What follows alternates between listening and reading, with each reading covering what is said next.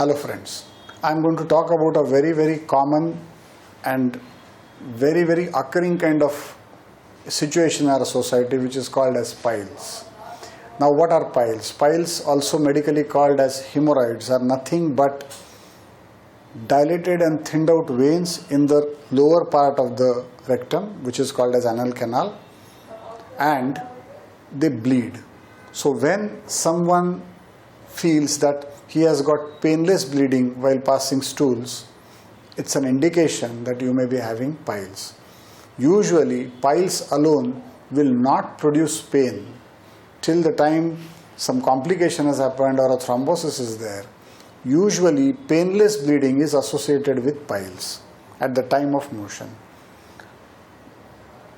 Bleeding with pain could be piles as well as fissure. Now fissure I am going to talk about it a little bit later on, but coming to the piles part, one quick point which I want to make is that in elderly patients, painless bleeding need not be piles only, it can also be associated with some rectal tumor or what we call as malignancy.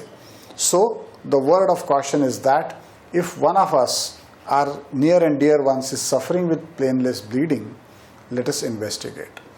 Now what is to be done? Consulting a doctor who's in reverence with the topic, like a good surgeon, a GI surgeon, and then follow it up with requisite investigation like sigmoidoscopy. Now sigmoidoscopy is a part of endoscopy wherein a flexible tube is inserted from below through the anal canal opening, and lower 20 to 30 centimeters of the lower anal canal can be visualized. We can pick up things like piles, fissure, internal openings of fistula, benign and malignant tumors, polyps, etc. etc. So a wonderful test which can be done on an OPD basis, which will give you a corroboration of the diagnosis made by your doctor of piles. Piles can be internal or they can be intero-external.